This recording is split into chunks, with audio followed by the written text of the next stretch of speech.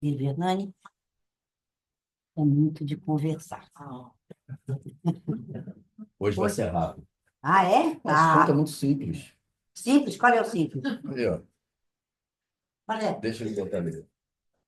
A Honrar ingratidão, pai e mãe é simples? ingratidão dos filhos e laço de É família. simples? Ah, muito. Eu te escrevo até sentar. Você pode até sentar, se é simples. Ele não está minimizando, pega 2 minutinhos só.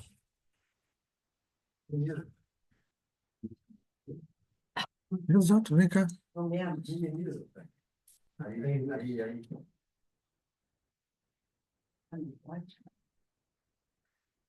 pode minimizar, né? Pronto. Já está gravando já. Tudo bem, boa noite. Prazer estarmos juntos. Esse assunto é muito simples para nós espíritas, não é? Para a humanidade em geral é complicado. Eu podia complicar isso aqui. Imagina se fosse a ingratidão das noras ou dos genros. Ia ser mais difícil, hein? Os filhos não é mais fácil? Nossa. Não, eu não acho. A ingratidão das ex-esposas, dos ex-maridos, você acha que ia ter problema? Todos não são irmãos? Por que que os filhos é mais fácil? Por quê? E com filho é mais fácil? Mas eu não acho, não. Perdoar, aceitar, dar a segunda chance. Você dá a terceira chance para sua nora ou para o seu filho? Para sua filha? Depende.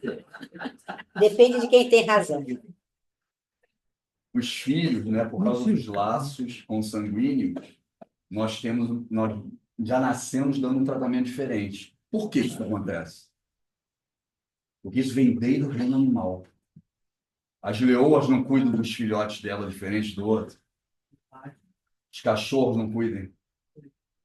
O cheiro, né? Os sentidos. Às vezes tem afinidades espirituais que levam a gente a gostar mais de algumas pessoas do que de outras. Mas qual é o final de tudo? Qual é a evolução de tudo? Nós tratarmos todos da mesma forma. Quem trata irmãos de forma diferente, por causa do cargo, por causa da posição na família, ainda está vivendo, pensando e agindo com um instinto animal. Não é complicado isso? Parar para pensar assim. Vocês lembram a única vez que Jesus chamou a atenção da mãe dele? Maria, Mãe Santíssima. Imagina, só ele, né? Quem mais poderia chamar a atenção dela no planeta? Só ele, né? Vocês lembram quando foi que ele falou com ela? Ele falou assim: quem é minha mãe e quem são meus irmãos? Não foi isso que ele falou? Ele estava fazendo uma palestra, estava pregando, e Maria estava apavorada, achando que iam prender e matar ele. Que loucura ela pensar isso, né? Não tinha nenhum sentido essa preocupação dela, né? Mas era isso que ela tinha medo. Vão matar meu filho, vão prender ele, vão maltratar ele. E aí ela fica sempre tomando cuidado, com medo e falando para ele: não se expõe, cuidado, os irmãos estão lá fora. Aí o que que ele fala? Quem é minha mãe e quem são meus irmãos? Minha mãe e meus irmãos são aqueles que estão aqui correndo risco comigo e que vão pregar o evangelho. Quando que Maria assume essa posição de irmã dele, vai pregar e encarar o perigo e tudo? Depois que ele morre. O que mais poderia acontecer? Meu filho ficou ali de frente, vendo tudo aquilo acontecer.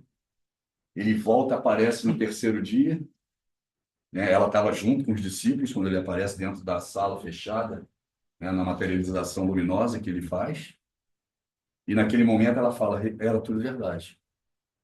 Era tudo verdade. Era que nem a pessoa que ligou para a Sara, né? Se de volta aparecesse aqui materializado, o que ela ia falar? E tem essa possibilidade. Com certeza. Aí ela ia falar: era tudo verdade. Então Maria tinha aquele medo de perder o filho e de que aquilo tudo fosse um sonho, que o anjo falou com ela, que os milagres eram fenômenos, né? Ela tinha o medo da mãe, né? De perder a prole, de perder o filho. Mas quando ela vê ele materializado, o que ela fala? É tudo verdade. Então, hoje nós vamos falar de um tema que são os laços de família e a ingratidão dos filhos, que são temas ainda de espíritos atrasados. Quem ainda olha o mundo através dos laços, né? Quem trabalha em grandes empresas ou nos órgãos públicos chama isso de nepotismo, não é isso? Dar vantagens para os que ele gosta, né? Para os filhos, ou para os parentes, ou para as pessoas que ele gosta, em detrimento dos outros, né? Então, a meritocracia, os méritos não estão em jogo. Então, é sobre isso que a gente vai falar hoje. E aí a gente começa entendendo... Ih, será que não vai funcionar? Vamos ver. Já. Travou. Você tem algum problema com esse negócio aqui que eu não entendi, mas Deus é pai. E agora está indo. Agora foi. Não, sou eu, não. Que é... Instrução dos espíritos sobre o tema, né? Desde pequenina, a criança manifesta instintos bons ou maus que traz na sua existência anterior. É a reencarnação. Só reencarna para o aprendizado, nesse planeta aqui de provas e expiação, ou uma missão. Então, se o teu filho não é Jesus, ele vai ter problema. Estudá-los devem os pais aplicar-se. Os espíritos adoram complicar as frases. Né? Estudá-los. Os pais devem aplicar-se no estudo, de entender o filho, compreender ele o mais rápido possível. Todos os males se originam do egoísmo e do orgulho. Por que se origina do egoísmo e do orgulho? Nós vamos lembrar disso ali mais na frente. Por quê? Não seria muito mais fácil se nós já nascêssemos sem orgulho e sem egoísmo? Se a gente começa, né, lembra que João falou? Foram criados à imagem e semelhança de Deus, simples e ignorantes. João não falou isso? João não era inspirado para falar isso? O simples e ignorante, ele tem orgulho e egoísmo? Não. Então, nós não fomos criados com orgulho e egoísmo. Nós desenvolvemos o orgulho e o egoísmo. E até então, era importante desenvolver o orgulho e o egoísmo. Porque é a única forma de nós nos tornarmos individualidade. Então, quando você vem nos reinos mineral, vegetal e animal, você age pelos instintos que estão ali. Em algum momento, você tem que se reconhecer como um indivíduo único. E o nome disso, dentro do nosso espírito, chama-se ego. Então, em algum momento na sua escala evolutiva, você tem que olhar para você e se reconhecer como único. Só eu faço assim. Só eu tenho esse relacionamento. Eu sou uma individualidade. Nesse momento, o que você desenvolveu? O orgulho e... Mas era suma importância, senão você não ia evoluir para se tornar um indivíduo. Olha que coisa louca. Jesus sabia disso. O que ele falava? Não julgueis. O meu jugo é leve. Não se culpem tanto. Por que ele falava isso? Porque todo mundo vai ter orgulho e egoísmo, cara. Então, todo mundo vai ter problema para evoluir. Lembra que ele dizia? O escândalo é o quê? O que Jesus falou? O escândalo é inevitável. Mas ai de quem? Então, olha que loucura. No momento que nós nos tornamos individualidade, aí o plano espiritual fala assim, opa, se tornar individualidade não está mais na nossa mão. É que nem um jardim de infância, um pré-primário. Já sabemos lavar a mão, já sabemos ler as primeiras palavras, agora a gente vai interpretar texto, fazer umas equações mais difíceis. Opa, sai da mão desse professor que veio trabalhando com você até se você se tornar o ego, o individual. Agora você tem que vencer o ego. Agora você tem que abrir mão para o outro. Agora você precisa aprender uma nova fórmula, que não é mais de vencer na natureza, de ser o mais forte, de ser você mesmo. Agora a fórmula qual é? Vocês sabem qual é? Que Jesus trouxe? Amar a Deus e o próximo. Olha que loucura. É justamente o oposto do teu orgulho e egoísmo. O egoísta, ele ama quem? Entendi. E o que agora Jesus disse para você fazer? Amar? Então, essa é a equação da nossa vida. Até então, a gente vem evoluindo, trabalhando, tentando se tornar uma individualidade. Nos tornando uma individualidade, agora eu não preciso vencer tudo que eu aprendi até hoje. Quero ser orgulhoso e egoísta. E aí eu tenho que desenvolver o self. O Divaldo era um mestre sobre isso, né? O Divaldo só falava sobre isso. O Divaldo veio trazer essa grande mudança de paradigma que nós vínhamos, né? O que o Chico fazia muito bem? Mostrar o que é o plano espiritual, como ninguém, né? As obras de André Luiz, mostrar a evolução do planeta, do mundo, com Emmanuel, não é isso? Isso era Chico Xavier. As poesias, o Falar do evangelho, Evangelho, né? coisa maravilhosa, né? A caridade. Olha o exemplo de Chico, né? Da caridade, a benevolência dele o tempo todo, ele está sempre servindo, né? Chico era servidor. Divaldo já não era tanto assim. Se pisasse no pé do Divaldo, se ele não tivesse muito a favor com alguma coisa que está acontecendo, ele pimba. Ele dava a opinião dele, né? Chico dificilmente ia entrar nessas. Mas Divaldo trazia o seguinte: olha, psicologia transpessoal. Sai do teu ego, Obsessão. passa logo a sua reforma íntima. E é isso que Joana fez um passo a mais dentro do espiritismo, dentro do que a gente está falando hoje. Espreitem, pois, os pais os menores indícios reveladores do germe de tais vícios e cuidem de combatê-los sem esperar que lancem raízes profundas. Tem que combater, mas as raízes estão lá, né? Façam como um bom jardineiro, que corta os rebentos defeituosos à medida que os vê apontar na árvore. Essa geração woke agora se irritaria muito com essa questão, né? Cortar o quê? Cortar as características do meu filho? Vocês estão loucos? Deixa ele com os defeitos dele. Não é assim a geração woke? A geração não está afim de chamar atenção, mas aqui, esse aqui é lá, 1864. Se deixarem se desenvolver o egoísmo e o orgulho, não se espante de serem mais tarde pagos com a ingratidão.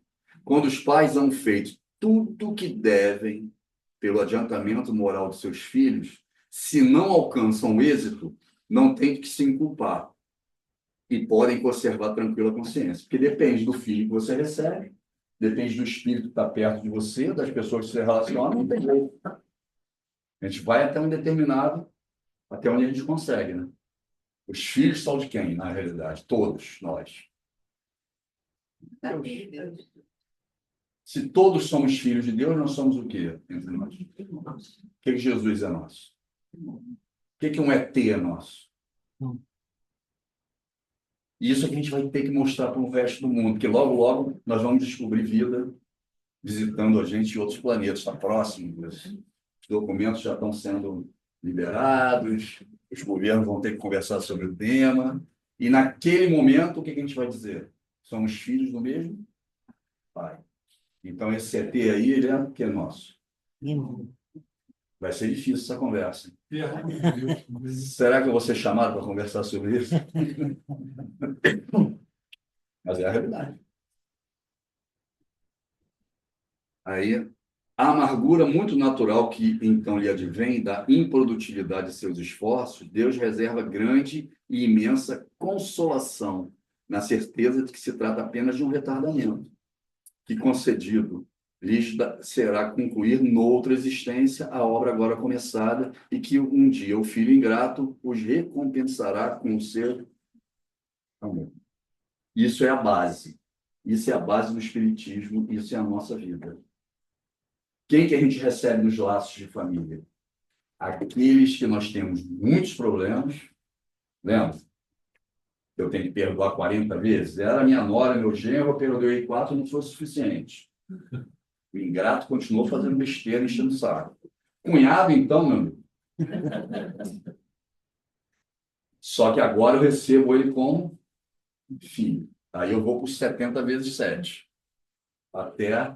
Então, os espíritos que eu tenho muito problema, vir no laço consanguíneo familiar é uma boa estratégia. Mas também a gente recebe aqueles que a gente gosta muito. Normalmente, nesse nível que nós estamos aqui na sala, A gente negocia as duas condições. Ah, não vai me mandar um filho que eu vou ter problema, mas me manda um que eu curto, que eu gosto. Porque aí compensa, não dá para ter uma família só com problema, né? Apesar de existir. E aí a gente vai nessas compensações. Por que isso acontece? Por que é assim a regra? Por que tudo leva a gente a ter que trabalhar o tempo todo, né? O tempo todo a gente tem que trabalhar, ou para reconciliar, ou para vencer. Até então, vim brigando, lutando contra a natureza para ser uma individualidade. Aí, quando eu estou todo feliz, cheguei no cume, aí eu falei, não, cara, agora começou a subir, agora você tem que vencer o orgulho e o egoísmo. Pô, recebi os filhos, tive uma família ótima, acabou tudo bem. Aí desencarna e fala, pô, acabou aquela parte lá do carrossel, né? Do Parque Xangai, né? Do Tivoli Park. Agora vai vir a parte ruim. Agora você não vai fazer estágio no Tivoli Park, vai para a penitenciária, para o manicômio, né? Assim? Congo, É. Afeganistão. Afeganistão, acabou o Tivoli Park. O Tivoli Park nem tem mais. O Xangai ainda tem, né? Que é o Tivoli Porco. A gente chamava quando era criança. Meu pai não tinha dinheiro, levava a gente para o Tivoli Porco. Ah, bem. Né, Pissaria? Então, a nossa vidinha boa aqui de casa espelho, tudo estruturadinho, né? Ar-condicionado, fala, vai acabar. Vai nascer muçulmano. Aí eu quero ver vocês falarem de Jesus lá, né? Quero ver vocês falarem de reencarnação. Vai ser difícil, não é não? Então aproveita. Aproveitei bastante aqui, né? Isso aqui é uma foto do James Webb, que é o novo telescópio enviado. Eu sempre faço isso para todo mundo entender. Eu acho que a gente tem que nos colocarmos no nosso lugar, né? Isso é o mais difícil. Quando você está falando de orgulho e egoísmo, qual é a coisa mais difícil? A gente se colocar no nosso exato lugar. E o nosso exato lugar é complexo pra caramba. Isso aqui é uma foto de uma parte do universo. Esse grãozinho de areia aqui, pequenininho, escolhe o menorzinho aí. É a nossa galáxia. Qual é a galáxia que a gente vive, vocês sabem? Não. Então, aquele pontinho lá é a nossa galáxia inteira. E um pontinho pequenininho aqui, escurozinho aqui no meio, sabe o que que é? Sistema solar. Aí. E a nossa Terra não é o maior dos planetas do sistema solar. E nem o único. Para ir daqui ao Sol já são centenas e dezenas de milhares de quilômetros de anos-luz para ir e voltar. Olha como é que é complicado. O que nós somos, então? Poeira? Nós somos bactérias. Né? Somos bactérias, vírus. Vírus que a minha nora ainda. É um vírus. O planeta Terra talvez seja uma bactéria. O sistema solar, um glóbulo vermelho. Né? Somos nada. Mas aí essa que é a grande dicotomia. Nós não somos nada. Nada. Mas tudo isso só foi criado com um objetivo. Nós estarmos aqui hoje estudando. Não pode. Tudo isso só existe com um objetivo, só um objetivo. Deus criou todo esse ambiente, essa matéria, as estrelas, as moléculas. Tudo isso só foi criado com um único objetivo. Nós estarmos, cada momento, aprendendo alguma coisa diferente. E ele botou uma lei que diz o seguinte: cada dia você vai saber mais do que sabia hoje, ontem, e no dia seguinte você vai saber mais do que você sabia hoje. A lei te empurra para frente. É uma lei de progresso. Você pode ir mais rápido ou menos rápido. A gente diz que estacionou, lembra lá na outra? Meu filho. Mas todo mundo está sendo empurrado para frente, o progresso. Isso ele garantiu para a gente. Também nem todo o universo. Dois elementos gerais, a matéria e o espírito? Sim. E acima de ambos, Deus, o Criador, Pai de todas as coisas. Essas três coisas são o princípio de tudo que existe. A Trindade universal. É assim que foi traduzido. Problema, causa primária de todas as coisas. É o máximo que a gente consegue de definição. Uma vez que eu fui para a Globo, né, tinha que fazer aqueles takes. Foi até aqui, a menina me convidou. E aí perguntava o que é Deus para o Espiritismo. E aí eu repetia a mesma coisa. É a inteligência suprema e causa primária de todas as coisas. Não tem uma outra definição. Eles fizeram logo a pergunta mais difícil para mim. Né? Mas eu explico tudo, com 2 horas falando. Né? Mas sobre Deus, não tenho muita imaginação. Deus, criador de tudo, início de tudo. E através de Deus surgem 2 coisas, ou substâncias, como nós quisermos chamar, no universo. Uma é o princípio espiritual. É isso que ele cria. Tudo isso que a gente conhece. Estrelas, fótons, nêutrons, bósons, né? Elétrons. Tudo isso é princípio material. E tudo que nós conhecemos inteligente, que somos nós, encarnados e desencarnados, não criou só o princípio espiritual e deixou a gente evoluir, crescer e aprender sendo matéria. Por que era fundamental existir o princípio material? Porque a única forma de vocês saírem, nós sairmos da natureza, como princípio espiritual de se tornar um espírito, é através da matéria. Alguém já fez aqueles bonequinhos de gesso quando estava na escola? Você pega o gesso, bota num baldinho, depois você bota dentro de uma forma, né? O gesso dentro do baldinho, o que ele é? Mas depois que você bota na forma, ele vira uma estátua, não é isso? Ele mudou. Ele não era nada e se tornou uma estátua. É igualzinho o princípio espiritual que está na natureza. Depois que ele entra, está na natureza, está no reino. Qual de vocês já criou um ser inteligente em casa? Do zero. Todo mundo. Alguém já fez a experiência do feijão na escola? Como é que é aquela experiência? Todo mundo lembra? Bota feijãozinho. O que você está fazendo ali de fato? Gestando um pé de feijão. Você está pegando uma semente que ali dentro tem uma inteligência. Qual é a inteligência da semente? É o código genético. Não é um código genético? Do pé de feijão nasce um pé de laranja? Por que não nasce? Por que do caroço de feijão preto nasce um pé de feijão preto e não nasce um mulatinho? Hein? Ou um carioquinha, um feijão branco, ou manteiga. Todos não são feijão? Mas por que nasce feijão de acordo com a cor da semente que está lá? Porque dentro dele tem o quê? Um código genético que obriga ele a nascer daquela. Não é isso? O código genético não obrigou vocês a nascerem do jeito que vocês nasceram? Vocês não ficam irritados quando olham no espelho de vez em quando?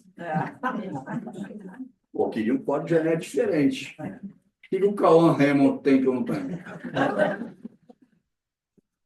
Ele é mais filho de Deus do que eu, pô? Não é injusto isso? Nem?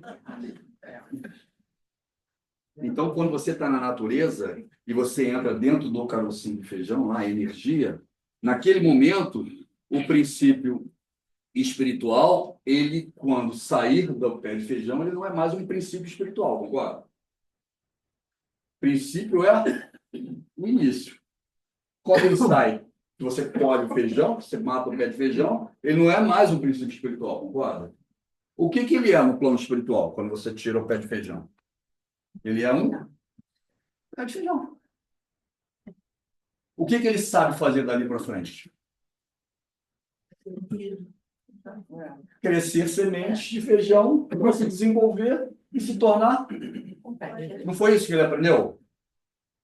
O que vocês fazem de ruim na vida de vocês? Quando vocês desencarnarem, o que vocês vão saber fazer no plano espiritual? Tudo de ruim que vocês aprenderam a fazer aqui. Não é assim? Igualzinho o pé de feijão. Se eu faço coisas boas, eu aprendi a fazer coisas boas. Se eu faço coisas ruins, eu aprendi. Então, eu sou aquilo que eu aprendo a fazer. Então, esses princípios espirituais vai crescendo na natureza, até se tornar um homem. Olha quanto que vai andando na natureza. Quando você está aqui no princípio espiritual, que começa lá no vegetal e chega no nominal, o que eu preciso fazer? Eu preciso tornar você uma razão, uma autoconsciência, uma consciência divina, uma individualidade. Até aqui, o mais importante é desenvolver o quê? O meu ego. Eu tenho orgulho de mim. Eu tenho a minha autoestima. Eu me reconhecer diferente dos demais. Porque os animais eles fazem coisas similares entre eles. Muito mais forte do que a posição dele, a decisão. Então, no fundo, a autoconsciência só vem quando eu me torno um ser humano individualizado. E aí, nesse momento, eu viro o quê? Um espírito. Até então, eu sou apenas um princípio espiritual em... Cara, esse tema, dão palestras, seminários, tem muitos livros espíritas sobre isso. É muita discussão. Não é tão simples como eu estou falando. São milhões de anos para isso acontecer, mas isso é o resumo. Isso é o resumo. E a maioria das casas espíritas ou na rádio, quando eu falo sobre isso, eu vejo que as pessoas não têm essa noção ainda. Então, a gente está dando matérias assim muito avançadas com o Divaldo, mas não vendo o básico. O porquê que nós estamos aqui. Por que a gente vive isso? Por que eu trato filho diferente? Por que eu tenho que receber os problemas na família? Por que eu tenho orgulho e egoísmo e tanto defeito ainda no nível que eu estou? Como é que isso acontece? Tudo bem? Não saem dizendo aí, o Hernani falou que de um momento para o outro a gente já vira o ser humano. Para falar isso, cara, pô, sou mesmo, mas isso é um bom resumo. A mesma coisa da experiência do feijão. O que vocês responderam? Pega o feijão, bota na água e no algodão, não é isso? Mas não é isso. Ele não precisa de luz solar? O que são os fótons? O que o nome é fotossíntese? Por que sem a luz solar ele não brota, ele não desenvolve? O que ele busca da natureza, da água? Sais minerais, né, os alimentos. O que as plantas fazem? É muito mais complexo, bioquimicamente falando, do que a gente dizer que pega feijão, bota no algodão, etc. Isso aqui é o que eu estou falando. Mas é muito mais complexo, dá um trabalho enorme no plano espiritual, colhendo, tratando, trabalhando nos reinos animais. Um animal doméstico na sua casa que você acha que não serve para nada, ou que você não dá valor nenhum, tem um valor imenso. Tem espíritos só cuidando daquilo no plano espiritual. Você dá valor, né? Você já está evoluído. Mas muita gente não dá, atropela cachorro, abandona, leva na rua, né? Quanto mais evoluído o espírito, mais valor a gente dá nos nossos irmãos que estão em escalas menos evoluídas. Mas tem espíritos só cuidando disso, tem espíritos só cuidando da floresta, né, sabe? E quanto mais estudo na condição de espírito, as pessoas vão tendo, mais elas têm condição, como hoje tem, de ir mexendo no princípio espiritual. É verdade. Feijão verde, muda de cor. Muda os códigos genéticos, os animais vão evoluindo também. Charles Darwin mostrou a evolução natural da espécie. Isso é um incentivo para a gente estudar mais, porque daqui a pouco o que a gente vai estar fazendo? Daqui a pouco, essas aulinhas aqui vão estar nos jardins de infância. Num planeta de regeneração, isso aqui vai ser piada para as crianças. 6, 7 anos vai falar, Hernani, vou te explicar como é que funciona a evolução. Pode botar 30 anos aí que vocês vão ver. Isso aqui a gente está falando para daqui a 30, 40 anos as crianças estarem tirando na ponta da língua. E os que não aceitarem, os que lutarem contra, os que brigarem contra, vão ser convidados a fazer um supletivo em Kiron. Né? Botar no aviãozinho, ó, fica tranquilo. Vai fazer um supletivo lá, vai se desenvolver. E é assim que funciona mesmo. Ó, os espíritos respondem a Kardec, na questão 540, do livro dos espíritos, que tudo se encadeia na natureza, desde o átomo primitivo até o arcanjo, pois ele mesmo começou pelo... Todo mundo começou da mesma forma, lá no princípio espiritual. A gente está brincando sobre indo para Quiro. Toda vez que eu falo isso nas palestras, me atacam. Nessa hora, meu carro já furou o pneu. Já estou tranquilo, né? Eu sei que eu tenho que trocar pneu. Se guiaram um dia que eu falar. Eu falo nisso, o mundo cai na minha cabeça, mas eu continuo falando. E é a pura realidade, não adianta. Nós todos, quem continuar preso a essas teimosias, é que nem o aluno que senta lá atrás na sala e fica atrapalhando o professor, perturbando, repetiu 10 vezes a quinta série, vai supletivo. Vai fazer um curso, um desenvolvimento num planetinha bem complicado. Olha ele, qual o único espírito que esteve entre nós e que viveu tudo isso? Hein? Jesus. Ele fez o pós-doutorado, né? Sofreu tudo isso que ele sofreu, trocou de sexo, trocou de raça, de cor, de religião, de planeta, um monte de vezes. E para ele ser tão bonzinho com a gente, tão, né, entende tantos os problemas que nós criamos, as dificuldades que nós temos, ele deve ter sido um aluno daqueles, né? Terríveis, né? Então ele já sabe, olha, eu sei como é que é, eu também fiz isso. Vou ser compreensivo com eles, porque eu também não fui fácil, não. Provavelmente. E aqueles alunos bonzinhos que sentam lá na frente nunca vai entender o que sentou lá atrás, né? Quando ele se formou, o que que o pai falou para ele? O que que o pai fala para os filhos quando eles se formam no pós-doutorado? Vai à luta. Você que lute, não é isso? Que a molecada fala agora? Você que lute. E aí foi o que Jesus fez, né? Como é que João descreveu isso? No princípio era o verbo, e o verbo estava com Deus. É o que dele? Se é o pai dele e o nosso, nós somos o que dele? Irmãos. Todas as coisas foram feitas por ele, e sem ele nada que foi feito se fez. Isso foi João. Na simplicidade dele, na compreensão dele, há 2025 anos atrás, relatou assim, né? E aí, em 1942, Emmanuel, no livro A Caminho da Luz, através de Chico Xavier, relata a mesma coisa que João, mas olha o que ele escreve. Essa comunidade de seres angélicos e perfeitos,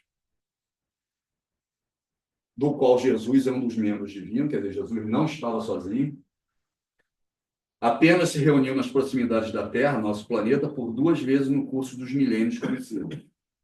A primeira verificou-se quando o orbe terrestre se desprendia da nebulosa solar, nós já vimos lá, né? Trazendo para a atmosfera e para a condição que nós temos aqui no planeta, né? No sistema solar, a fim de se lançasse no tempo e no espaço as balizas do nosso sistema cosmogônico e os pródromos da vida na matéria em ignição do planeta.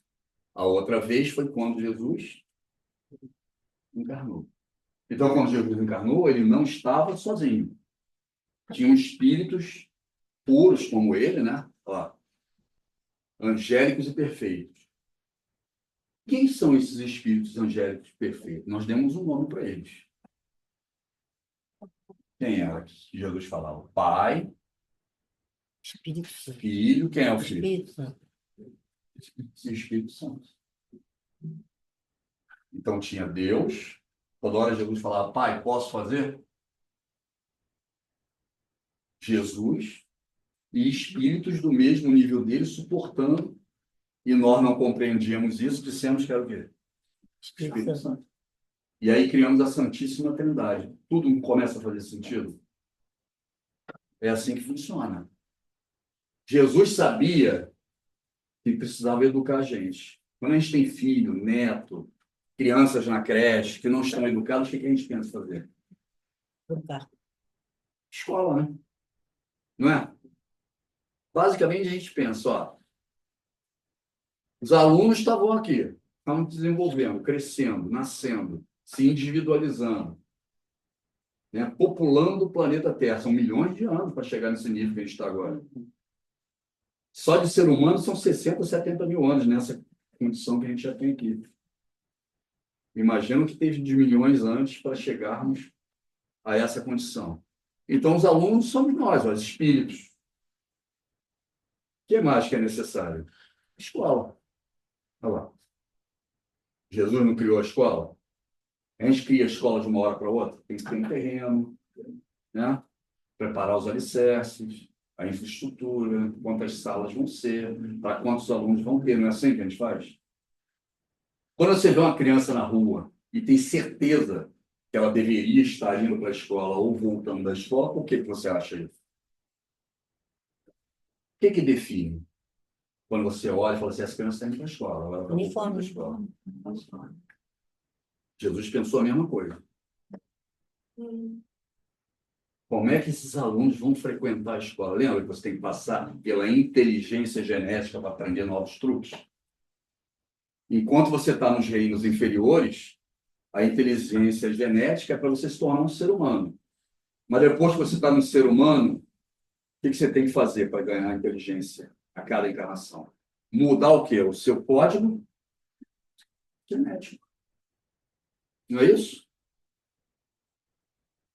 As lições das mulheres são as mesmas dos homens? Não. A maternidade e a paternidade é a mesma coisa? A gente está tentando igualar isso, a gente vai tentando reduzir com a inteligência, né, com menos força e mais inteligência, mas hoje ainda não é. E as lições do passado também não. Então você vai trocando de código genético quando você troca de turma, quando você troca de matéria. O teu uniforme diz as matérias que você vai assistir. Machismo, feminismo, oportunidades de trabalho, oportunidades de estudo, classe social, famílias diferentes. Você vai trocando o tempo todo para ter experiências diferentes e crescer dentro da mesma escala evolutiva. O que mais que é necessário? Que a gente tem que passar rápido? Professores. Escola não tem que ter professor? Olha esses professores aí. Todos os professores são bonzinhos? Alguns são nem abertos, bota de joelho no milho. Já ficou de joelho no milho? A Sara tem cara de ser terrível. Essas pessoas que cobram muito a gente, que exigem muita coisa, são as que na escola ficavam direto de joelho no milho.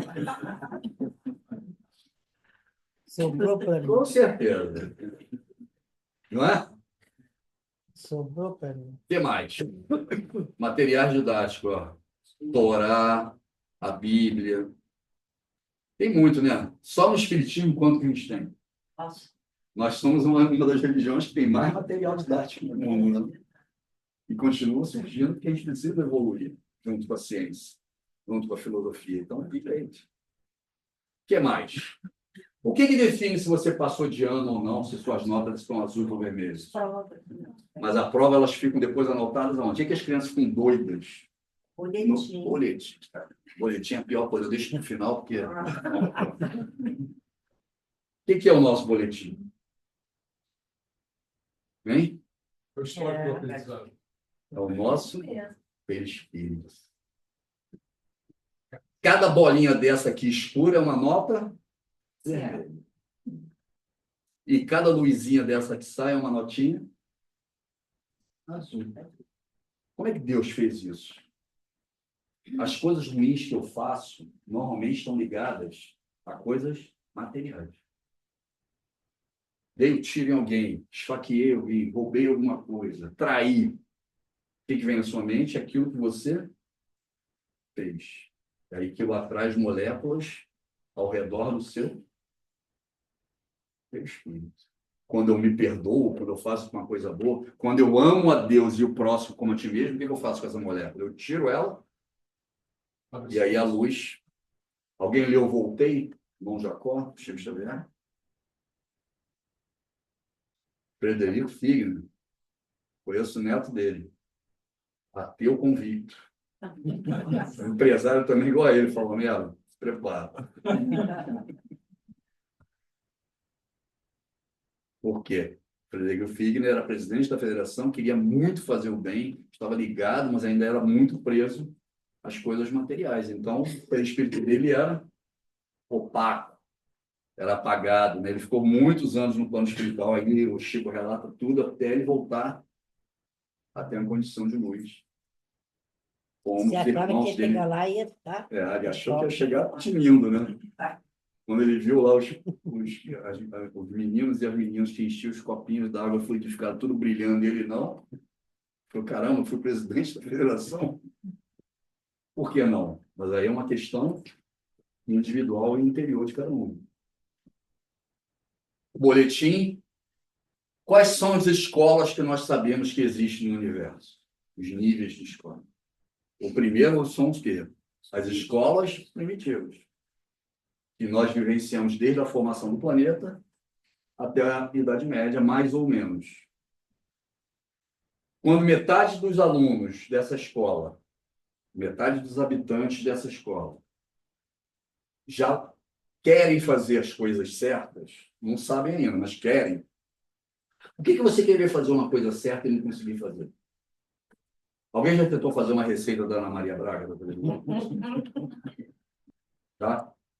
Eu já tentei.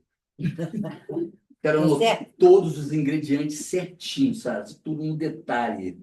Na Ideal. gramazinha, uma porcaria. Ou aquilo é fake, ou eu não bati direito, tentei a segunda, a terceira, eu desisto. Mas se eu tento 10 vezes, eu acabo chegando perto ou aprendendo, não é isso? Então, metade do planeta tem a receita na mão da Ana Maria Braga. Mas a gente não consegue fazer certo. Primeira irritação, a gente esquece a receita e quer matar. Aí alguém que fure a fila no mercado, no banco, né? Hein? Alguém que tente enganar a gente. Pô, mas ele tenta me enganar, porque não sou otário. É assim. Então, metade já sabe o que tem que fazer, mas não consegue. E a outra metade está... Não é um planeta de prova e expiação? Erro, erro, erro. Alguns tentando acertar. Quando metade do planeta aprende a fazer o certo, e a outra metade vai tentar começar a anotar a receita, que eu não está nem fazendo, vira um planeta de regeneração. Todo mundo tem a intenção de fazer certo. Alguns já sabem e outros não sabem. Quando todo mundo souber fazer, vira um planeta. Aí é aperfeiçoamento. Não encarna mais desenvolvimento espiritual para virar um planeta. Só Jesus esteve encarnado entre nós, vindo de um planeta. Lembra que ele fala de João Batista? Dos nascidos de mulher. O que é nascido de mulher? Está encarnado. Desses fedorentos encarnados, João Batista é o maior de todos eles, não é isso? Mas mesmo João Batista é menor do que os que vêm do meu planeta. Por quê? Porque a gente estava muito distante dele. Muito longe dele. Cada encarnação nossa, nós temos esses aprendizados. O primeiro é a força genética. Papai e mamãe. Lembra que eu falei que essa força genética gera uma série de sentimentos, de atitudes, de instintos? Homens não têm instinto também? Que levam eu a ter decisões diferentes quando eu estou lidando com pessoas diferentes. Não é isso? Provas diferentes, lições diferentes. Então, uma das forças fundamentais é a genética. 33% do que nós somos diariamente, pensando e sentimos, é força genética. A outra é o meio.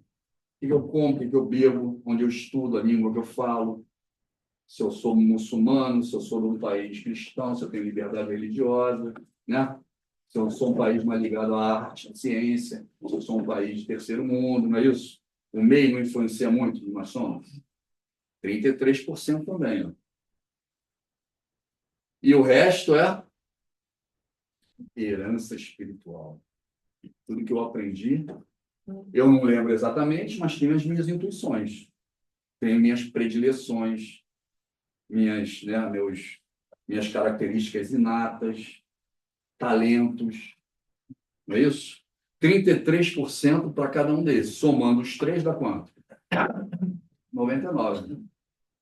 Falta 1% que pode influenciar na nossa vida. Sabe o que é? Deus. A maioria é tudo eu que crio. Ou criei em encarnação passada, ou estou criando nessa. Mas esse 1% pode ser o pezinho da balança para acertar alguma coisa. Né? Jesus fazia o quê? Jesus parava e falava, pai, me diz o que eu tenho que fazer. Ele ia tomando decisões, dando ensinamentos. Ele tinha um roteiro. Até porque os espíritos puros estavam ali do lado dele, dando um toque, né? Mas, em alguns momentos, ele falou, fica em oração que eu preciso falar com quem? Com o meu pai. Supremo. Momentos difíceis, quando ele foi ser entregue para o martírio, Lembra? Ele pede os discípulos para ficarem em prece em oração, porque ele não sabia o que tinha que fazer. Quando ele foi ressuscitar Lázaro, Pai, posso? Que ali ele sabia que ele ia cometer uma coisa que todo mundo ia ver, as portas de Jerusalém, o cara morto há 4 dias, e falou, ali vai dar ruim. Alguém viu The Chosen aí? Essa passagem, viu? Os discípulos chorando, todo mundo sabia o que ia dar. Agora não tem jeito, todo mundo vai saber quem ele é. Ele vai trazer um morto há 4 dias nas portas de Jerusalém, conhecidíssimo a vida. O que vai dar isso? E aí Tomé se irrita, porque aquilo ali foi a gota d'água para o martírio dele. E aí ele pergunta, pai, é isso mesmo? Está na hora? Então Jesus ele tinha um roteiro, só que ele falava, ele perguntava, ele não podia errar, ele não tinha mais uma chance de encarnar. Quando que Deus começa a explicar para a gente que nós temos de suma importância os filhos e os laços familiares? Que a reencarnação seria o primeiro passo para a nossa evolução e que era fundamental criar esses núcleos que nós temos no mundo de família. O 5º mandamento. Quem não honra pai e mãe nesse mundo que a gente vive, agora volta isso para 4 mil anos atrás, tem mais ou menos chance de encarnar? Quem que quer receber um filho ingrato? Malvado. Vai te criar problema. Alguém leu a reencarnação de Segismundo? Ixi, Hein? tudo aquilo. Né? E os pais queriam, hein? Mentor Alexandre, André, todo mundo lá. Os pais queriam. Queria, mas não queria muito, né? Queria dar. Pô, tem que resolver. Essa pendência está me dando muito problema. Mas quando ele vinha... Vai ser. Então, honrar pai e mãe é garantir o quê? A sua. Aquele que não honra pai e mãe, dificilmente vai encarnar em relação... Se qualquer um de nós aqui na próxima encarnação, alguém vier e falar, pô, vocês poderiam receber um espírito que desencarnou da outra vida, um cara legal, pô, Chico Xavier. Pô, vai ter uma briga, né? Hein? Tem um bando de pai, mano. E o Putin? Só para dar um exemplo. Ninguém vai querer. É assim, cara. A vida é assim. E a reencarnação, alguns encarnam mais, têm mais oportunidade, e outros encarnam menos. E aí, quem encarna mais, vai mais à escola, aprende mais. Quem encarna menos, vai menos à escola e aprende. Vida que segue. Qual é a população do planeta? Tem 5 minutos ainda nessa hora. Para você, né? É. Tem. Qual a quantidade aproximada de habitantes espirituais em idade racional que desenvolve nas circunvizinhanças da Terra? Foi uma entrevista dada por André Luiz para Valdo Vieira e Chico Xavier. Todo mundo sabe quem é Valdo Vieira aqui, né? Valdo fez as perguntas ímpares e Chico fez as perguntas pares. 1964. E aí André Luiz responde: será lícito calcular a população de criaturas desencarnadas em idade racional, ou seja, que podem encarnar num ser humano, nos círculos de trabalho em torno da Terra, para mais de 20 bilhões. Então, naquela época, em 1964, eu não era nem nascido. Tinham 20 bilhões de espíritos no plano espiritual, aí a população do planeta Terra era de 5 bilhões. Como é que era o Enem daquela época, então? Era o Enem, né? Não é o Enem? Eu tinha a cada 5 alunos, eu tinha uma vaga. Então, tinha um aqui estudando e 4 no plano espiritual, E agora, esperando então? uma oportunidade. Agora, eu estimo que seja a mesma coisa, sabe? Tem 8 bilhões de espíritos encarnados. E 20 lá. Não, temos 40 lá. Porque tem espíritos que vieram e que foram criados aqui também. Desde E 1964. ninguém quer receber filho nenhum, só Ninguém quer quer receber, vai rebote. piorar mais ainda. Por isso que vai ter que começar a exilar. Qual é a mudança que acontece quando você... Foi ótimo quando sabe. Você tem que sentar aqui na escola para estudar. Só que eu tenho menos vagas aqui na escola. O que eu tenho que fazer, então, para que eu não perca a continuidade do estudo? Qual seria uma lógica? Ficar mais tempo estudando. O que é ficar mais tempo estudando com um ser humano? Mais tempo encarnado. Apesar de estar diminuindo a população do planeta, o nosso tempo na encarnação está... Então, quanto mais tempo ficar, por isso que as pessoas perguntam para mim, Hernani, pena de morte, aborto, tem que ser contra, veementemente. E quanto mais tempo ficar aqui, mais estudo vai ter. É assim que a gente vai compensando o planeta, né? Nessa evolução. Então, aqui a gente já percebe que poucos tiveram a oportunidade de estudar como a gente. Está aqui como a gente. E aí, André Luiz dá esse gráfico lá na época, que eu acho muito interessante. 25 bilhões de espíritos, né? 5 encarnados, 5 desencarnados. Mas digamos que todos estivessem no plano espiritual, os 25 bilhões, e vocês fossem os engenheiros reencarnacionistas e teriam que definir quem que ia encarnar agora. Aí André Luiz diz que 15 bilhões dos espíritos que estavam naquela época, bem mais do que a metade, estavam para sobreviver. Então você coloca na carne e a pessoa fica aqui tentando sobreviver o tempo todo. Não consegue guardar dinheiro, não consegue trabalhar, não consegue produzir, planeja mal o futuro, tem dificuldade de ficar vivo por sequelas espirituais. Então, você imagina um planeta inteiro que nós poderíamos ter hoje. São 8 bilhões de habitantes, tinham 15 na época. Todo mundo pensando em sobreviver. Como é que seria o planeta? Quantas pessoas vocês conhecem na vida de vocês, no dia a dia, que estão aqui só para sobreviver? Vai no manicômio, você vai numa penitenciária, numa comunidade, são núcleos de espíritos que estão ali para... Não é isso? Porque tiveram poucas encarnações. Aí André Luiz diz que 9 bilhões na época nasciam para curtir a vida. Vocês conhecem alguém que nasceu para curtir a vida? Lá em casa tem um monte.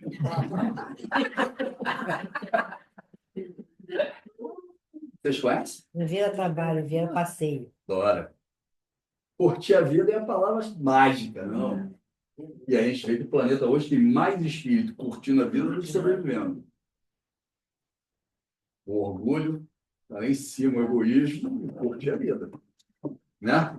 E só 1,3 bilhões que existiam na época estavam aqui para Sim, servir. A evolução é você chegar a...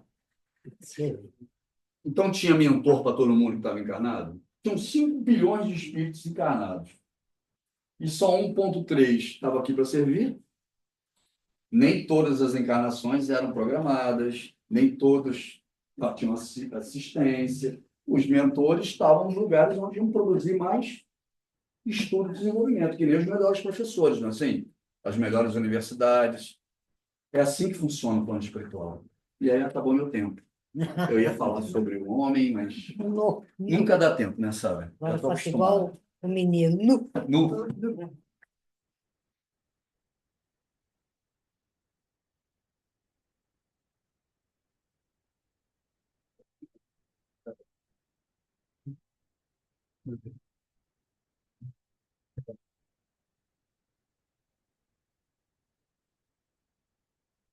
E é assim, sim. É assim que estamos aqui para aprender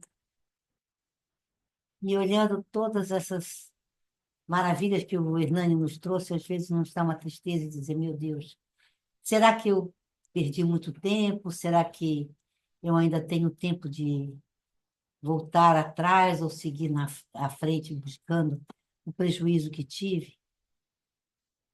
Graças a Deus existe uma coisa chamada misericórdia divina. E é nessa que nós temos que nos agarrar, rogando a esses amigos espirituais que nos ajudam a servir, a aprender, a transformar as nossas vidas em algo que vale a pena.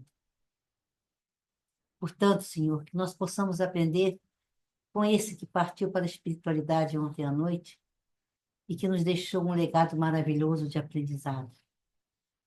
Não vamos chegar perto dele porque a nossa vida ainda não chegamos ao patamar de só servir, mas estamos aqui para aprender e aprender muito, Senhor. Então, neste momento, pedimos a tua ajuda, o teu amparo e a tua misericórdia. Neste momento em que vamos para os passos, onde vamos regenerar as nossas energias, as nossas forças físicas e espirituais, rogando a tua misericórdia, a tua proteção, para que possamos, Senhor, seguir em frente com o amparo e a proteção da tua misericórdia. Vamos então para os passos.